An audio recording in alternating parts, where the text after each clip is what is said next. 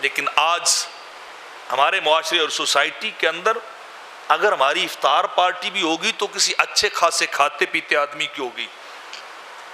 ہماری افطار پارٹی اس لیے نہیں ہوتی کہ محلے کے فقیروں کو بلایا جائے, غریب رشتہ داروں کو بلایا جائے جو بیچارے بالکل سادگی والی زندگی بسر کرتے ہیں, انہیں بلا کے اعلیٰ قسم کے کھانے کھلائے جائیں. ہمارا مقصد یہ نہیں ہوتا. ہم تو امیر لوگوں کو بلاتے جن کے یہاں پہلے ہی وافر پڑا ہوتا ہے, جن کے یہاں پہلے ہی ان کے گھر بھرے پڑے ہیں, جن کی پہلے افطاریاں انواع اقسام کی ہوتی. ہم ان کے سٹیٹس کی وجہ سے, ہم ان کی دنیاوی جاؤ جلال کی وجہ سے, ان کی دنیاوی ہیلتھ اور ویلتھ کی وجہ سے ہم انہیں بلا رہے ہوتے ہیں اور انہیں افطار کروا رہے ہوتے ہیں, اور فقیر بیچارے بھوکے رہ جاتے ہیں.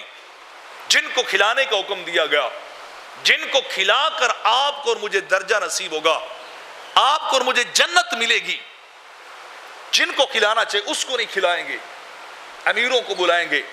تو کرنا کیا چاہیے تھا؟ فقیر ڈھونڈ ڈھونڈ کے لانے چاہیے. حضرت ابراہیم علیہ السلام آپ کا معمول اور عادت شریفہ یہ تھی کہ کھانا بناتے اور اتنی دیر تک نہ کھاتے جتنی دیر تک کسی مسافر یا فقیر کو ڈھونڈ کر نہ لاتے. جاتے گلی محلے میں جو بھوکا ہوتا اسے خود پکڑ کے اپنے ساتھ لاتے اور پاس بٹھا کے خود بھی کھاتے اور اس فقیر کو بھی کھلاتے. تو ایک بار باہر سے بندہ ڈھونڈنے گئے تو بندہ وہ کافر تھا. اسے لائے, دسترخوان پہ بٹھایا اور فرمایا کہ بسم اللہ الرحمن الرحیم پڑھ کے کھانا شروع کرو. تو اس نے کہا جی میں تو بسم اللہ کو نہیں جانتا, میں اللہ کو نہیں مانتا, تو میں بسم اللہ کیوں پڑھوں, میں خدا کو مانتا ہی نہیں نہ میں جانتا.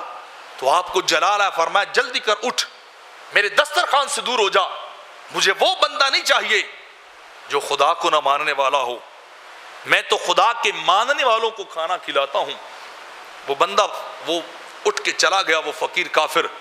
رب کائنات نے پیغام بھیجا, اے ابراہیم ہم تجھ سے ناراض ہو گئے ہیں, تو نے ہمارے بندے کو دسترخوان سے کیوں اٹھایا, ایک فقیر کو کیوں تو نے دسترخوان سے اٹھایا؟ عرض کی بے نیاز وہ تو تجھے بھی نہیں مانتا. فرمایا یہی تو تجھے بتانا چاہتا ہوں, پچھلے 40-45 سال سے اس نے مجھے مانا نہیں ہے, میں پھر بھی رزق دیتا جا رہا ہوں.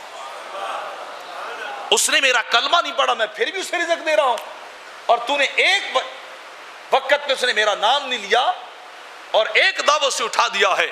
جا اس کو ڈھونڈ کے لا اور لا کے اسے پاس بٹھا کے کھانا کھلا, تب تیرا خدا تجھ سے راضی ہوگا. اس فقیر کو ڈھونڈ کے لا جس فقیر کو تو نے دسترخوان سے اٹھایا ہے, اس فقیر کو تلاش کر کے لا جسے تو نے صرف اس وجہ سے اٹھایا کہ وہ بسم اللہ نہیں پڑھ سکا. مجھے دیکھ میرا ظرف کتنا ہے کہ نہیں مانتا, میں پھر بھی اپنے رزق کے خزانے کھول دیتا ہوں, تو تجھے حق نہیں ہے کہ رزق کو روک دے.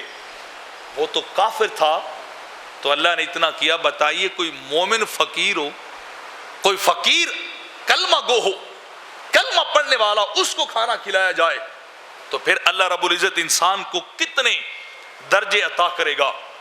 اور حدیث پاک کے اندر آتا ہے, میرے آقا فرماتے ہیں جس گھر میں فقیروں کو کھانا کھلایا جائے, جس گھر میں مسکینوں کو بلا کے کھانا کھلایا جائے, جس گھر کے دروازے حاجت مندوں کے لیے کھلے ہوتے ہیں, اللہ کی رحمت اور برکت اور خیر میرے آقا فرماتے دوڑ کے اس گھر میں داخل ہو جاتی ہے.